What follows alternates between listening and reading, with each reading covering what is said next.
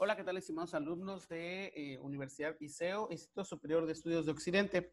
Este es un video en el cual voy a explicar a grosso modo un poco acerca de la historia del desarrollo de la contabilidad como ciencia.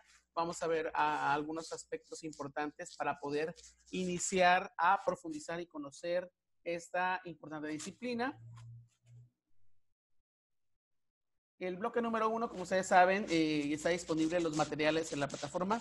Ustedes pueden descargar la información en donde van a ver un poquito acerca de la introducción y los conceptos básicos relacionados a la contabilidad.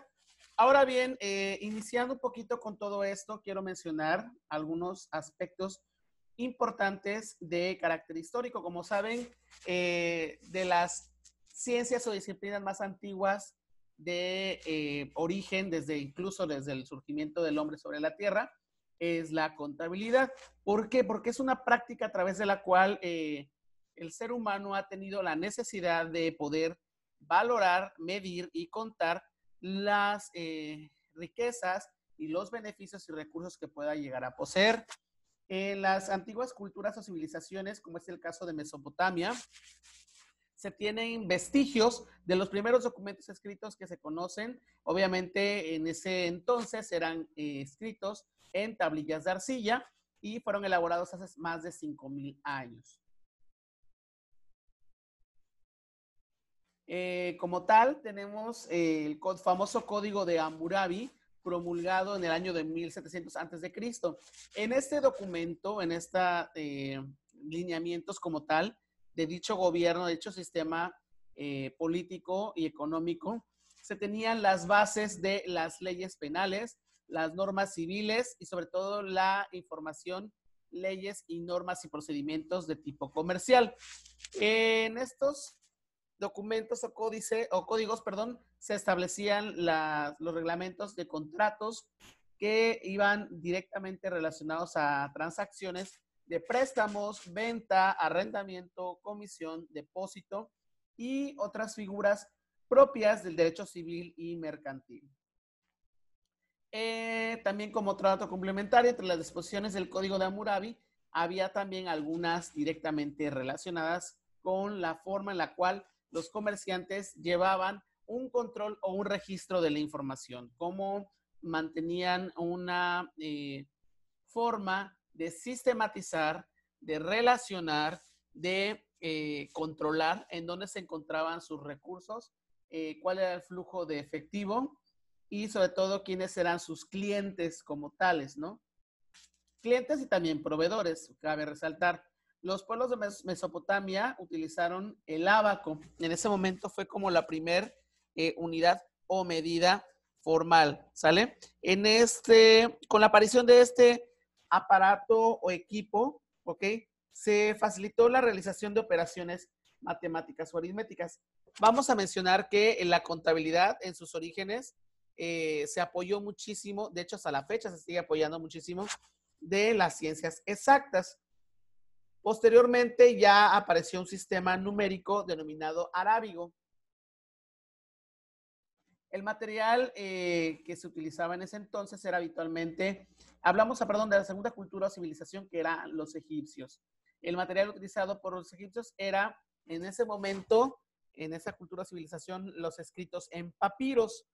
Las anotaciones se realizaban de tipo contable, de un carácter repetitivo, es decir, era información ya solicitada por el faraón, ¿ok? O por el rey, si lo queremos ver de manera temporal, es decir, cada determinado tiempo se tenía que recabar y recopilar dicha información, llegando a conformar un tipo de escritura hierática que ha resultado muy difícil de descifrar. Pero bueno, como tal, son las bases o los principios de la información contable.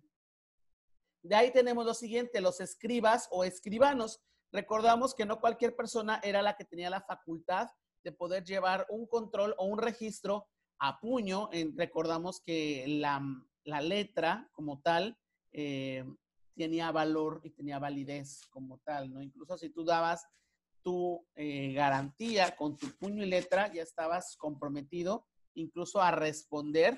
De hecho, también los primeros contratos en ese momento también surgieron con la finalidad de formalizar. Entonces, hay una relación directa con la contabilidad y el derecho como tal, ¿ok? Las cuentas mantenían un registro de información de los ingresos que se recibían en los templos, los ingresos de impuestos recaudados por los estados y también los recursos que se eran destinados a los grandes señores, llegando también a constituir un tipo de cuerpo técnico cada vez más numeroso y era considerado socialmente, pues bueno, con un estatus más privilegiado. Ahora bien, hablemos de la antigua Grecia. Los templos helénicos fueron los primeros lugares de la Grecia clásica que han sido resultado de la precisión y el desarrollo de las técnicas de tipo contables. Cada templo importante en efecto poseía un tesoro, es decir, entonces eran oficinas que concentraban gran cantidad de recursos o riquezas, tenían tesoros, pero también habían personas que estaban resguardando o salvaguardando dichos tesoros.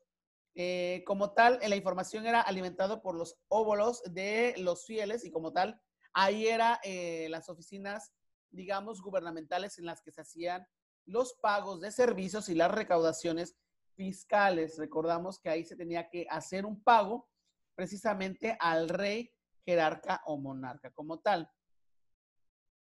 Ahora bien, la antigua Roma también en el siglo I antes de Cristo se menospreciaba a una persona que fuera incapaz de controlar contablemente su patrimonio. Los grandes negociantes llegaron a perfeccionar sus libros de contabilidad en donde se encontraron un primer desarrollo del principio de la partida doble. Entonces, en Roma fue en donde uno de los primeros escribanos y, si lo queremos denominar, contadores que llevaban el registro del manejo de los recursos o los tesoros de esa estructura socioeconómica, es decir, social y también política. Surgieron las bases del registro de la partida doble para saber en dónde estaba ese dinero y, como sabemos, obviamente, a qué cargo o abono corresponde. En la antigua Roma, todo jefe de familia estaba obligado a llevar un control de sus ingresos y gastos. Como tal, este registro o este libro era solicitado por el rey o emperador en dado caso, denominado adversaria. Este libro que concentraba la información de los registros, ingresos y gastos de una familia era denominado adversaria. Bueno, en un principio también se elaboraba una especie de borrador, ya que mensualmente esta información era transcrita, ok, con sumo cuidado por parte del ciudadano, en un libro denominado Codex o Tabulae, en el cual a un lado estaban los ingresos, acceptum, y otros que serían los gastos o expensum.